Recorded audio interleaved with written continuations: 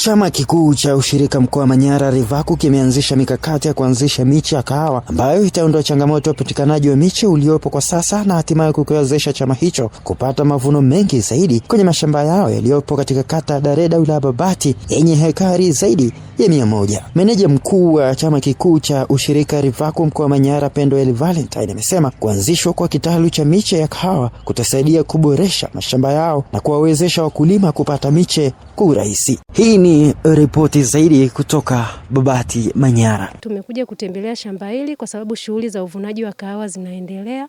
Lengo ni kujionea na kukagua namna mavuno yanavyoendelea, lakini vile kuangalia uzalishaji wa kahawa kwa msimu husika. Lakini sambamba na hilo, tupo katika hatua za kutaka kuboresha shamba letu kwa kuanzisha kitalu cha kuzalisha miche.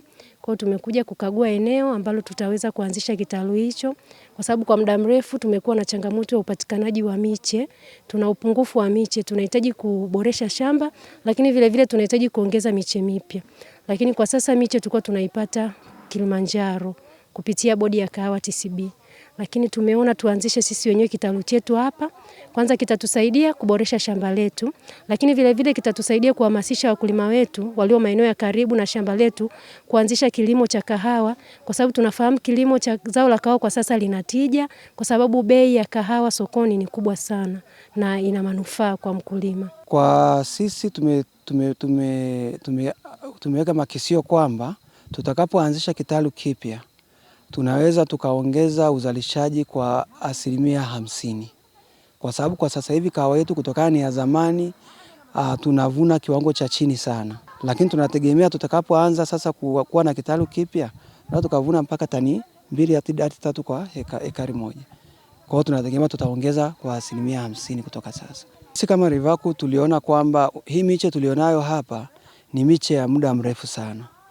Yaani na almost karibia ya mwaka 1950 na kitu. Kwa hiyo sasa kutokana na hivyo imeshafikia mahali haizalishi tena vizuri.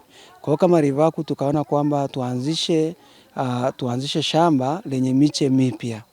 Lakini kutokana na kwamba upatikanaji wa miche ya kahawa umekuwa kwetu ni changamoto, kwa hiyo tumeamua sisi wenyewe sasa tuanzishe kitalu. Manufaa mengi nimepata kwenye hili shamba la kahawa.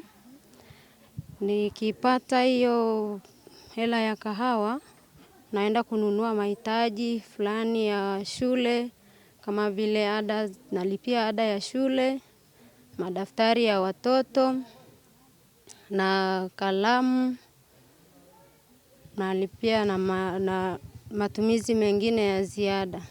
Kwa upande wangu mimi nimenufaika kidogo. Nimesomesha watoto shule. Ndio faida yangu, ndio nufaika. Na mpaka leo naendelea kuwasomesha.